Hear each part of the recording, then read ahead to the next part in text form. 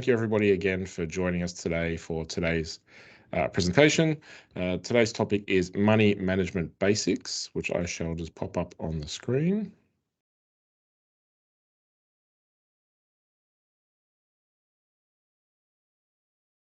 Which should be coming through clearly now, so thank you. And I will just hop out occasionally and just make sure if there's anybody waiting, we can pop them back in. But let's kick off. You will have noticed over the webinars that we have been doing, and the library that we're starting to build now on the website and on the YouTube channel, I'm trying to work across a few different themes. So the first themes that we did late last year and early this year was just around what is a financial plan and what do we actually do, what do we not do, what are some of the myths, etc. Moving out of that now, it's really about building those foundational aspects of money management. So we've talked a little bit about the different kind of really core criteria of what money management looks like. And what I really want to dig down to today are the 5 big money management basics and why I think these are important and what kind of lessons we can learn from the people that have gone before. A little bit of a bias announcement here as well. I'm a traditionalist when it comes to this sort of stuff. I think one of the best things we can all do as consumers and citizens in the modern day is to ignore a lot of the marketing noise that gets thrown at us. We will talk in a moment about what our grandparents can teach us about money. They had a few advantages, one of them being they didn't have social media to make us feel bad about ourselves all the time, or themselves all the time. So I think a big part of what we need to do to keep control of our money is to say no to a lot of things. So hopefully that doesn't jar too much with what people's experience is.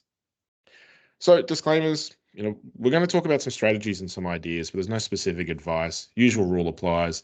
Do not take action based on this presentation. Always seek out independent financial advice before doing any big drastic changes. And we will be recording this video again so we can chop it up and pop it up on YouTube. Now, underpinning this idea of money management basics, I don't want to hop straight into the tactical aspects, the mechanics of it. I want to talk a little bit about why it's worth looking at this. And the key reason for me is because it constitutes the greatest step I think you can make towards achieving financial success, which is wonderful. But the reality is that financial success for all of us is a little bit different. If you ask any 10 people what their definition of financial success is, you're going to get 11 different answers. So the first thing I encourage people to consider, and this is part of the planning process as well, but also just in general everyday life, what does financial success actually look like for you? So we've been lucky to have a few conversations with people lately, and for some of them it was to build a property portfolio of 10, 15, 20 properties. For somebody else, it was buying 6 properties and then selling 3, which was success to them because it meant that they could retire a bit early. For somebody else, it was making sure the private school fees would be paid for their children so their children had the best shot of a good education. To this couple in particular, that signified financial success. For somebody else, it's buying a fantastic sports car. For each person, it's different. Which is why I think it's worth reflecting a little bit on what grandparents can teach us. If you think back to your grandparents and the way they managed money, if they're anything like mine, they were very old-fashioned, very traditional, very manual. I mean, my in-laws still pay their bills at the post office, so maybe it's not that far removed. But obviously our grandparents grew up in a very different time. So my grandparents were born in the 30s. They had parents who had come through difficult times. World War I, Great Depression was a big part of their lives growing up. Money was a very different object during their time. They had a very different perspective on money. And what that translated into was some very old-fashioned, very deliberate and methodical steps towards money, because money, they had to do it. Every cent counted. I think one of the advantages and disadvantages we have now is that we all earn more money as a household generally than our grandparents did. We spend more money than they did, and I think we leak more money than they did as well, whereas they were a lot more strict and detailed around where their money went. Now, I'm not suggesting we go back to living like we lived in the Great Depression. That's not something we want to do. That's not a row we have to hoe. But the grandparents did have a few lessons that we could learn from. And the first one was that they saved money. Often it wasn't so they could buy something or save up for buying a new car or something like that. It was simply because they did not know what was coming around the corner. They were used to abrupt, sudden, disastrous change. And they knew that their best bulwark against that kind of danger was to have money put aside for the proverbial, but often not theoretical, rainy day. Now, inflation, etc., all of that kind of eats into that argument. But they knew that the best thing they could do was to not spend everything today and put money aside for tomorrow, because they simply did not know what tomorrow would look like. Now, if you're anything like me, our perspective of tomorrow since I was a little kid has always been actually fairly optimistic. The world was getting better, our future was shiny, things were looking quite good. That is a false view, really. I mean, there's nothing guaranteeing that tomorrow will be better for us. I'm not saying that we should all hide under our beds, but the idea of saving money for a rainy day, I think it still rings true today. I think it's still a good practice.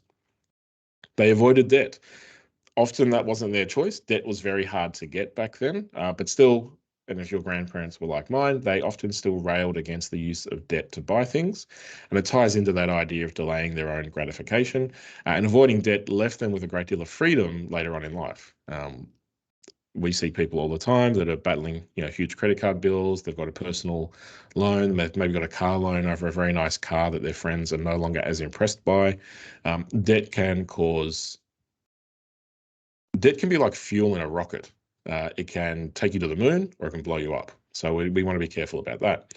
They were fundamentally very frugal people. I'm not speaking for all grandparents. I know some grandparents, growing up were probably quite lavish with their money. But as a rule, the grandparents that I come across or that I get told about were frugal. They knew where their money went. They repaired clothing. They kept their same car for much longer than you would expect now. They didn't buy lots of new furniture. They often worked to secondhand things. They were really clear, conservative, and I think clever about how they use their money. Now, for some people, such as my wife, frugality is not always quite the positive approach. But I know that the way I look at things, holding on to your money and making it last and buying things that are important to you is quite a good principle. It's a key principle in part of my life. They bought assets. They didn't buy liabilities. So they bought houses. They bought land. They bought cars that would last them for 30 years. They bought things that contributed value to their life, which is why we see such concentrated property holdings, I think, particularly around Melbourne. In certain ethnic areas, you had certain ethnic groups and immigrant groups that came in and they bought assets and they have passed that wealth down through their families. So I think that was a key characteristic, or maybe there's a bit of a survivorship bias there, but they bought things that added to their wealth when they could. And I think my lasting impression, particularly of my grandparents, but again, of many grandparents that I get to see and get to work with, elderly people, they were much more focused on the substance of things rather than the shine. So they weren't, it's very much that Shania Twain song that doesn't impress them much. They were really more interested in the substance of things because they knew that shine goes away, shine fades, and substance is what remains. So again, very old-fashioned, very traditional, very boring. If you looked at this on something like TikTok or Instagram, this isn't selling many likes, and this isn't selling many products. This is really boring stuff, which is why I love it, because I think the stuff that doesn't sell anything, there's a reason that people aren't pushing it. So just from my own perspective, for me, what financial success translates into, I'm very poorly motivated by material things. I've realized that about myself. Aspiring to buying something doesn't really do much for me. But instead, for me, it's these 5 things. So I think a financially successful person has a great deal of clarity around what they're doing with their money. So it isn't tied into how much they're earning or how much they have. It's very much how deliberate and intentional are they being with their money? And does that then align with their values? So me not being motivated by money, if I were to live a life in pursuit of material things, I would have a constant level of dissonance or disconnection with that, and my motivation would fall apart, and I would not end up anywhere near where I should be going. So being clear and intentional around your money and aligning it with your values is a really big part, I think, of financial success.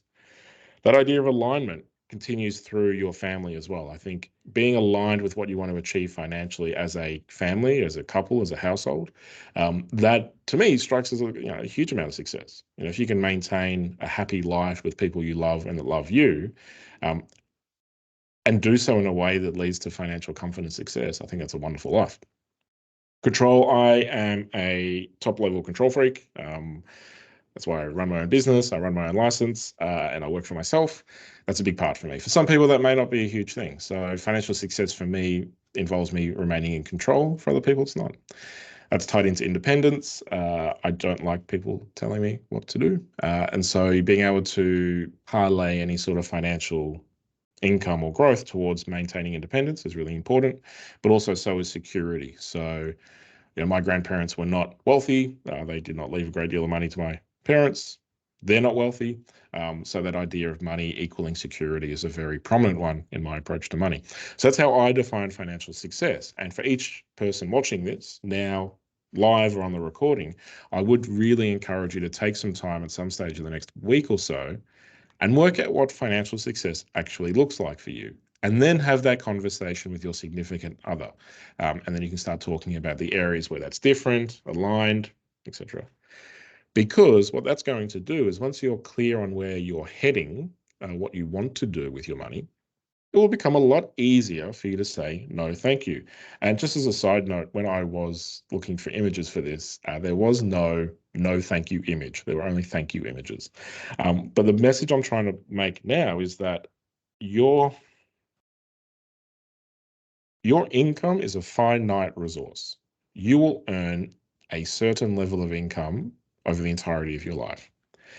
And every time you say yes to something, if that's going to consume part of that income, you are detracting from a fixed amount, which means that you can't afford to say yes to everything. There's probably a handful of people in the world that can, your Zuckerbergs, your Reinhardts, your Gates. Cool. But for most other people, for the majority of the population, you cannot say yes to everything. So it's important that you learn what you want to say no to. And this is why that idea of financial success is really important, because if you have that clearly defined, it's really easy to say no to everything that comes up. If you don't have that defined, if you don't have the light on the hill that you're walking towards, you will be distracted by everything that comes along, by every TikTok meme that comes along, or every pressure you feel to give your child the perfect $10,000 birthday party, or buy them the exact toy or clothes that they should have, or all that material stuff that ultimately, to be completely honest with you, you will not care about in 5 years, 2 years, 10 years, whatever. What you will care about, and what will make you wake up in the middle of the night later on in life, is where you are in life in terms of that idea of success or financial success, and what your money is doing towards that. So if your North Star is facing north, and that's what financial success is heading towards, you should be heading north. But everything you're doing, everything you're deciding is heading south, you're going to be really unhappy. So try to avoid that. And one of the ways you do that is by saying no, thank you. And as an inveterate, definitely repentant people pleaser, this is really hard for me. I say yes, or I have historically said yes to a lot of things that led me off that path. Changing that's made a big difference. So I do implore you, become comfortable with saying no, do it politely, say no, thank you. But try to say no to more things, because every yes is taking away from a finite resource.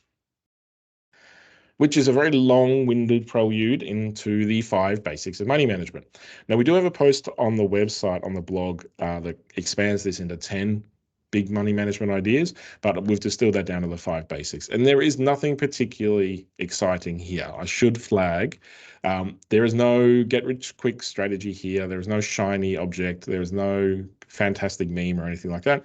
These are really boring fundamentals that if you can do these and get in the habit of doing this over the long term, you will achieve consistent financial success.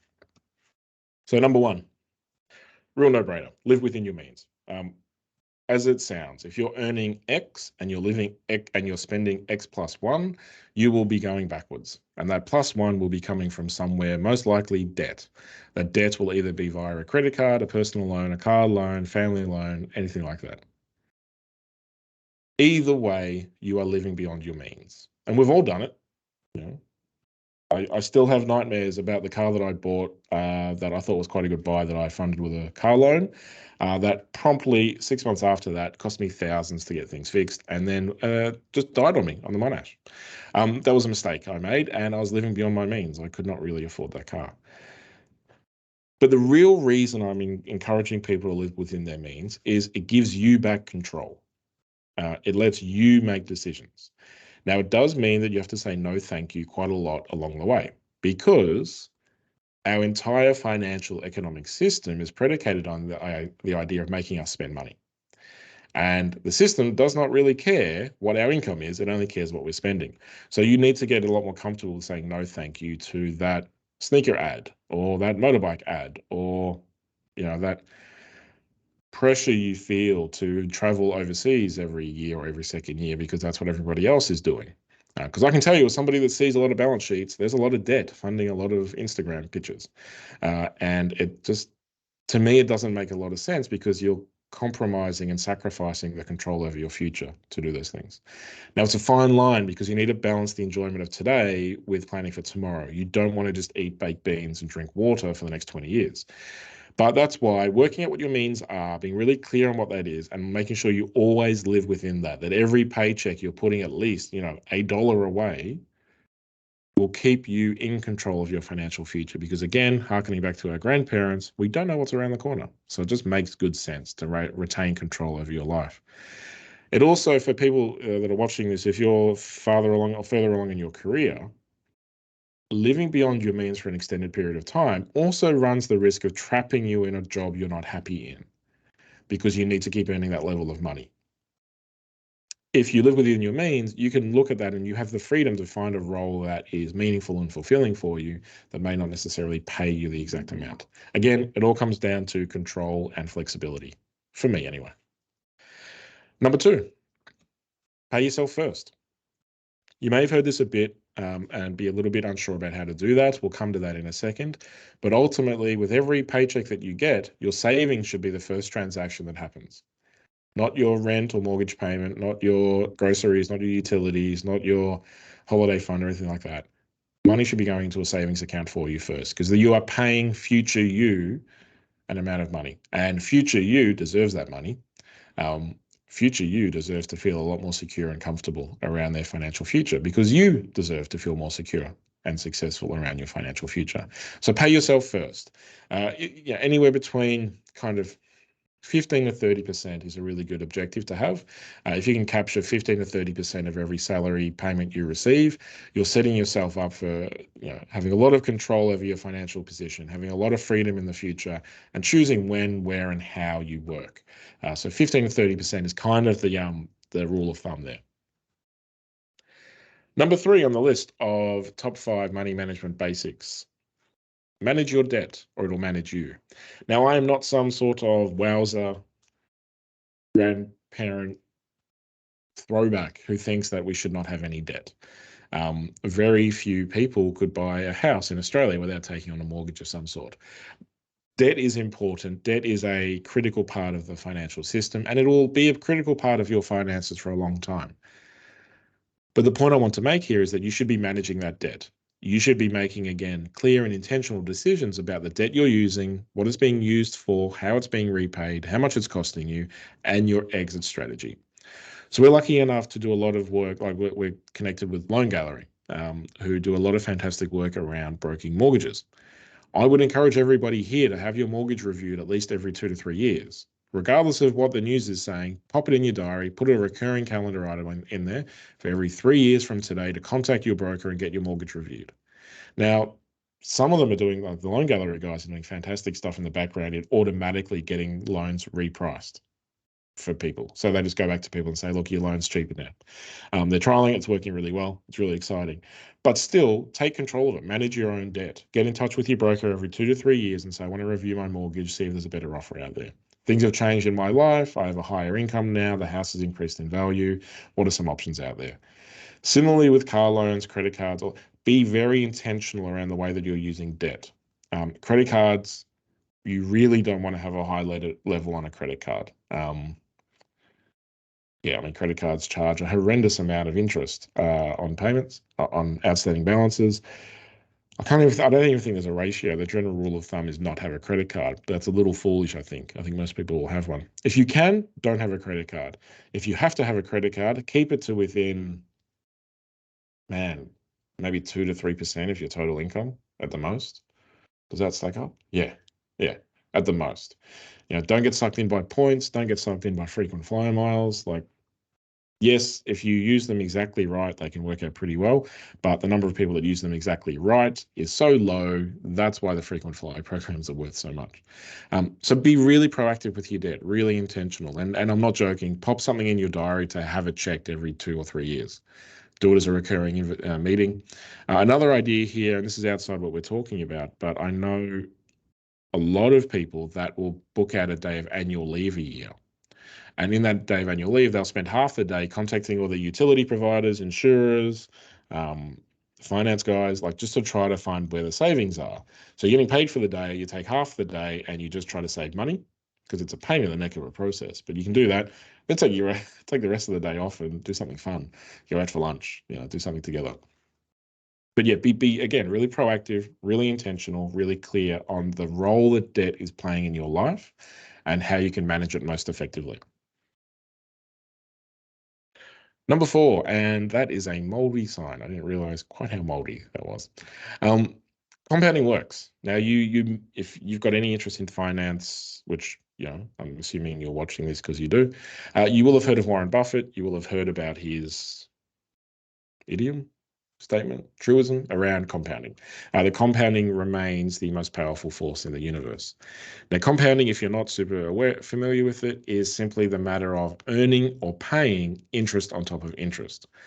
As you work over time, it's the combination of time or patience and money. So if you have $1 and you're making 10% on that, the following year you're making 10% on $1.10 and then on $1.21. And then it continues. And on a long enough time frame, the curve becomes exponential, where all of a sudden you're making 10% on a huge number, which contributes a huge number, which means it keeps growing. It's an incredibly powerful force, and really it's kind of the underpinning of superannuation. So superannuation is a long-term investment that most people will be in for at least 40 years. A 40-year investment timeline is a fantastic way to let compounding really work. It kind of kicks in, compounding really kicks in after year 7 or 8. Beyond that, you're really just trying to get the flywheel moving. So compounding is this wonderful, fantastic thing when it comes to growing wealth. And it's why when you look at a house in Oakley, for instance, that might have been bought for $24,000 35 years ago, is now going for a bit over $1 million. It's because each year it was growing by 3 to 4 to 5 to 6%. Just blows it away. So it's fantastic. If you can and where you can in your life, take advantage of compounding, the positive version. But there is also a negative version of compounding where if you are not repaying the interest on your loan, you will end up paying interest on top of that interest. And if that continues for too long, your exponential graph will be 180 and it'll be heading south. And that's where people get themselves into real trouble. So they can use debt to pay debt. And then all of a sudden they're paying more interest across more debts and they just can't get away from under it. And that ultimately ends up in bankruptcy.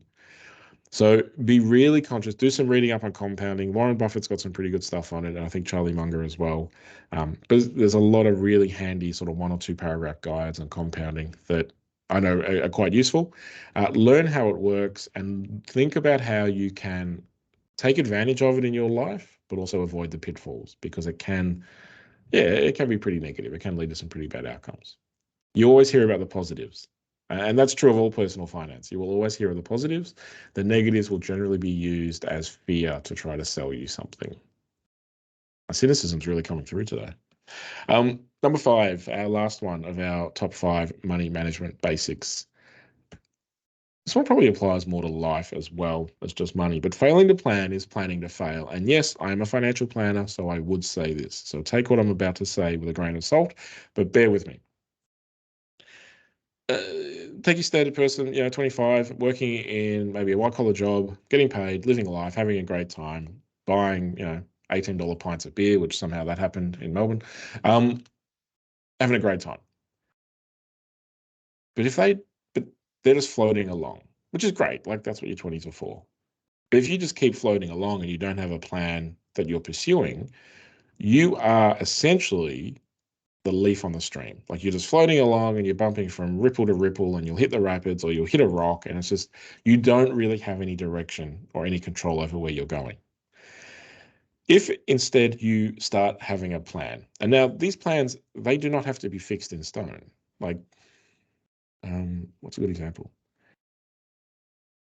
Okay, I'm going to generalize here and maybe offend a large portion of people, but doctors are really kind of big example of this. So a lot of doctors, you don't become a doctor by accident. You become a doctor through lots of intentional action, planning, and hard work. But what we often find is doctors come out of university, they come out of the medical degree, they hit the market, the employment market, and there's a bit of a loss of direction because they don't really know what to plan for next. So because they've failed to plan that next 5 years after school, because they've put in so much work towards achieving that goal, they can sort of become a bit adrift. We tend to see doctors 5, 7, 8 years later, and that being adrift has kind of led to some pretty average financial decisions, because they're taking, guidance from their friend over here or their family at a barbecue or this thing they saw on TV. They're not taking the reins of their own financial future the way they did with their educational future prior to that. It's a gross generalization, but that's kind of pretty consistent across the professions.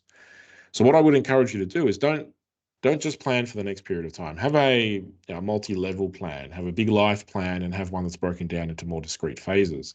But just also recognize that things change. Some people come out of medical school or they come out of a law degree and they realize they hate medicine or they hate the law, but they've kind of sunk 8 years into this, so they better persist with it. They've told all their family they want to be a lawyer, so they're just going to keep rolling with it. But be prepared to change and pivot your plans. But have a plan. If you do not have a plan, you are hostage to fate and to other people's expectations and wishes. And again, this idea of taking over and retaining control of your financial circumstances, because it gives you control over your life as much as you can, boils down to this point of having a plan. Now, that plan might be to retire at 45. It might be to keep working till you're 89. Doesn't matter. Just have something. Have a plan in place. Plenty of goal setting exercises out there, plenty of guidances around planning when it comes to money. Obviously, I can help. Keep an eye on the blog. We are putting stuff out around these kind of fundamental building blocks of a financial life. And one of them is how to build an effective plan and how to monitor it. So that's the big one. And a lot of that is because the moment you're living in right now often feels like the most important thing. Something we've all struggled with. We have my son's 3rd birthday coming up and talking about his birthday party.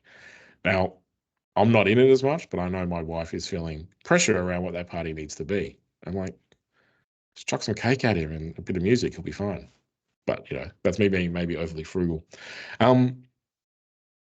But it's the most important thing. But another way to think about it is if you can take some time now and put together those plans, you're investing in your future self. You're dedicating your resources to your future self as well. And you will diminish your stress and risk and worry along the way. So truly, if you do not have a plan in place for what you want your life to look like, if you're not driving the boat, if you're not in the driver's seat, who is? Having a plan will put you back in that driver's seat. So there's the 5 money management basics. Like I said, they're dead boring. Like, these are not something you're going to sit around and talk to your friends about over a few wines at night. Like, they're super boring. But if you can do this every pay cycle, every week, every fortnight, every month, every quarter, every year, every 5 years, every decade, all of a sudden you're really going to start to see the compounding benefits of really good money management habits. Now, you will cop some grief along the way. Living within your means can mark you as a little bit of an outsider. It can leave you out of the loop for some things, which is why you need to have a really clear idea of what financial success is to help you brush off some of those comments and notes that might come along the way. Managing your debt. If you're taking out a mortgage of $900,000, be really intentional about that, which sounds silly, right? Like, that's a huge amount of money. Who isn't being intentional about it? But there are some people that kind of just float their way into doing that. Be really clear, be really intentional, and really boring when it comes to managing your money. Which brings to sort of one big question. This is a webinar some guy's throwing on at lunchtime on a Thursday afternoon. What's the actionable stuff you can walk away from here and start doing? I think this is normally the point in a financial planners webinar where I sell you a product or I pitch you a solution. The good news is I'm not going to do that because the processes and the steps to take, they're all within your control. They're all things that you can do pretty easily. And a good structure around is the bonus of today. I just realized how salesy I'm making it sound by accident. But I want you to meet Dave Ramsey. You may be familiar with him. He's very big in the personal finance world. He's from America. He's a little bit shouty, but he's very clear, very helpful, and I think he's made a huge impact on the way a lot of people manage their money. And I will say from the top that the American money management landscape it's as close to a dystopian nightmare as I can think of when it comes to money. Like, you are on your own in America between the medical bills and the college bills. It frightens me. And I'm glad that we are in the Australian system, which is a little bit easier to live in. Not easy, but easier. Dave Ramsey is a personal finance expert, and he's developed 7 baby steps for people to help start taking control of their money. I have no pretensions that any of this is my idea. I've stolen this shamelessly. This is formed the basis of a lot of advice we've given people. And a lot of this is not mathematically perfect. A lot of it is behavioral encouragement rather than mathematical perfection, which what I found with personal finance, it's easy to go down the hole if you're like me and spreadsheet minded, where you spend all of your time trying to find that exact, perfect, optimized, exact number of utter perfection. It doesn't exist. It has to be rubbery. You're going to stuff things up. Things are going to get stuffed up along the way. It is much better to have a flexible structure within which you are living your life than trying to find those 3 cents of changes. I think I've mentioned this poor guy before, but I know somebody who would spend 4 to 6 hours a year trying to save $100, and it just doesn't stack up to me. Which, I know runs counter to a lot of the frugality I'm talking about, but be very intentional. But anyway, so Dave has these 7 baby steps. I've printed them to 6 because one of them is pay down your kids' college fees, which thank God we don't have to deal with here. But he's 6 baby steps. So number 1, first step to do, and if you think of this as a staircase, so you want to finish step 1 and then you move on to step 2, and you slowly climb up the staircase until you achieve that point of financial security and success. Number 1, work towards saving $1,000 for a starter emergency fund. Now, for people listening that have got $10,000, $20,000, $50,000 in savings, obviously not the point, but we're talking here about baby steps. People that are starting out, people that are in their late teens, 20s, these are the signifiers, I think, of a really solid financial foundation. And one of them is being able to save $1,000 for a starter emergency fund. That $1,000 doesn't get touched. That $1,000 is for when your car needs new tires, or when your washing machine blows up, or when you have to move out of your home for some reason. Now, it's arguable whether or not $1,000 is enough. When we're giving this advice, we suggest people go for $5,000. But again, the behavioral aspect of this is it's an achievable goal that people can hit in a relatively short term. And you might as well call him Dopamine Dave, because you hit that, you get a huge dopamine hit. Then you can move on to the second one with a bit more enthusiasm. The greater the enthusiasm, the greater the likelihood of you achieving it. You achieve this, you get more dopamine, you move on, and you work through this process over a number of years, and you will achieve a complete turnaround in your financial position. Number 2 is paying off all debt except for your mortgage using the debt snowball method. And this is something I think we're presenting in the next webinar. But the debt snowball method is quite a nifty way to eliminate debt if you have multiple, like credit cards, personal loans, bits and pieces floating around, which a lot of people do, particularly in their 20s. Now, I'm also keeping in mind that a lot of you have come onto this webinar through the Loan Gallery team. And the Loan Gallery do a really great job in helping people build up a savings buffer for when they're buying their first home. So I'm really conscious that a lot of people listening will be first home buyers. I'm not a mortgage broker, but I'm pretty certain that if you have less debt, less personal debt, when you go for a mortgage, you're more likely to get the mortgage on better terms. So we're trying to eliminate debt. Now, the way you do it through the snowball method, and this is a very quick rundown, you work out all of your debts and you work out which one has the lowest interest rate. You work them out in terms of interest rate. And you make all the minimum payments on all of the loans to just keep them sort of ticking along and not going delinquent on them. And then you smash every extra dollar of your budget that you can against the highest interest rate debt. So the key to this, I should have mentioned, is you need to work out what your excess income is.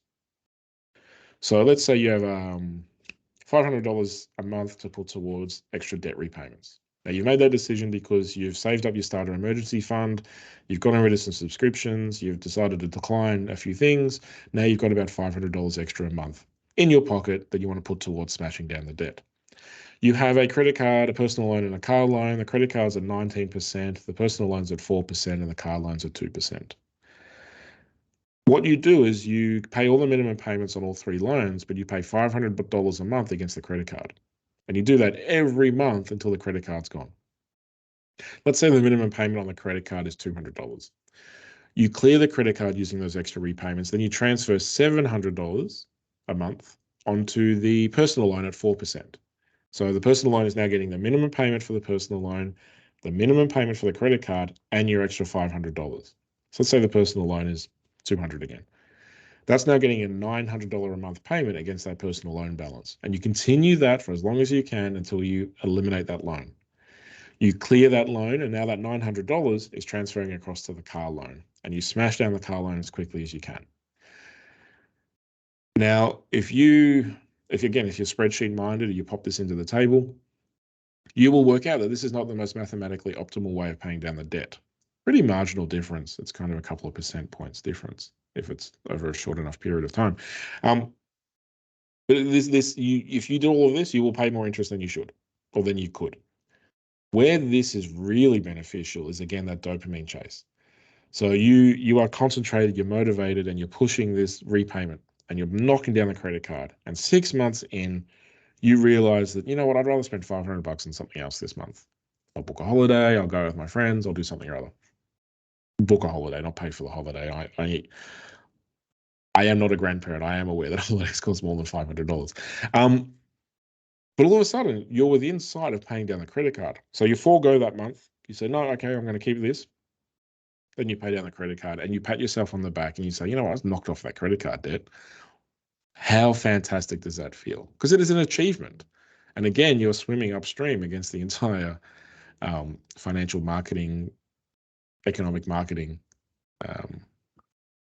What's it called? What did he call? I'm trying to think of that Eisenhower quote around the defense industry. Anyway, you're swimming upstream against the entire tide of what people want you to do by being sensible with your money and not spending it on stuff you don't need. So then you chase the next dopamine hit. You clear the personal loan. Another pat on the back. Fantastic. How good is this? Now I've got $900 a month of free cash flow. Let's knock it off the credit card. Say the car loan, is costing you another $500 a month. You've eliminated all this debt. It might have taken you 2-3 years, sure. But you've now got $1,400 of spare cash flow in your pocket. Now that $1,400, you now have the choice of what you're going to do with that. And the reason they call it a snowball is because it takes quite a while for the momentum to start. Now you're slowly paying down the credit card. The other loans aren't really moving. But then as you change to the next loan and the next loan, the snowball's bigger. The snowball's accumulating more snow. It's moving quicker. And then eventually that last debt, it actually gets paid really quickly. It tends to fly off really quickly. So now you've got $1,400 a month of extra cash. What do you do with it? If you listen to social media, you go and buy crypto or whiskey barrels or another investment property or something like that. Dave would politely disagree. Maybe not politely, but he would disagree. He suggests that you then save 3 to 6 months of expenses in a full emergency fund. So underpinning all of this, you will realize you need to have done a budget. And it's a really key part of it. Again, future webinar. But work out what 6 months of expenses are going to look like. Now, if you're the average household and you're pulling in as a household income, maybe $140,000, $150,000 a year, you're probably spending north of 100K. You know, that's the reality. So as a good target, you really want to have somewhere around the $50,000 put aside in a bank account. Now, again, not mathematically optimal because you will be getting 4 to 4.5% interest now and paying tax on that if it's sitting in the bank account. Another better option genuinely is to have it in the offset account. But you could be making more money in the long run if you put that into property or shares or another investment. Probably not crypto, probably not whiskey barrels. So it is not mathematically optimal, but it is going to act as an emergency fund. So if you need to have critical surgery, if one of your kids gets sick, if you need to move across the country for some reason, if someone in your family gets sick, this is going to buy you 6 months of time that you can concentrate on that aspect of it. Not classic, but a common one is, genuinely, one of my parents is sick. Work won't give me any more time off. I just want to go be with them because I think it's the end. Like it's the final 3 months of their life. I want to go spend it with them. This emergency fund lets you take control of your life and make the decisions that are right for you, not right for somebody else. So you've paid your debt down. You've got $1,400 a month. Now you're knocking into an emergency fund. again, it's probably going to take you 3 to 4 years to build up that balance in there to 50 grand or whatever 6 months of expenses works out to be for you. That's fine. This takes time. It's boring. It should be. Steps 4, 5, and 6 are kind of once you get beyond that threshold of safety, once you've got those 6 months expenses put aside, then you can start really investing. And that's, over there, they say 15% of your household income in retirement. The reason I like leaving this a little bit later in the list for us is that you have 11% of your income going into retirement accounts here, thanks to the genuine miracle that is superannuation. You have 15% going into there. So you build up your savings account, and then you maybe look to top up your household income by 4%. Salary sacrifice is a really cool way to do that. So look into that when the chance comes. Then you will still have surplus income. Remember, you've got $1,400 a month in this hypothetical. So divert that towards paying your home down early. Now, 5 and 6, I think, should be done together. So I'm a big believer that you should have 3 pools of wealth. As a person in Australia, you should have money in your home, money in your own name, and money in super. So doing all these in conjunction or, together will help you build up those 3 pools at once. Now, again, mathematically, you're probably better off smashing money towards the mortgage, depending on your interest rate. But the sense of achievement and satisfaction that comes by just doing 5 and 6 for 5 years, I think is well worth it. And you're diversifying things, which is good. That's everything. An email, jordan.vaka@theadvicegallery. I just realized I hopped off the contact page. Jordan Vaka. Hello. Oh, yeah. The central email inbox is hello@theadvicegallery.com.au. The website is theadvicegallery.com.au. Do check out the blog. We're trying to keep that pretty active. I think there's some interesting stuff in there. The number there is 0431 664422. If you are a Loan Gallery customer, be sure to contact your broker for the introduction. We are waiving all advice fees for Loan Gallery customers for a limited time. So be sure to come through that channel, and we'll apply that waiver for you as well. If you have any questions, look, I know it's a boring topic. I want it to be boring. Money management should be boring. It should be something that you can set on autopilot and go out and live your actual life. But I can say that we get to see people through the full spectrum of their lives. The people that are coming into us, see us in their 50s and 60s, are the ones that had a plan, did the basics really well, ignored a lot of the noise, and controlled their own life for as long as they could. And it's really quite cool for me to see and quite aspirational for us. So thank you, everybody. Thank you for watching. Again, any questions, jordan.vaka@theadvicegallery.com.au. Look forward to seeing you at the next one. The next one will be 2 weeks Thursday, and the one after that is on Tuesday, the following fortnight as well. Thanks, everyone.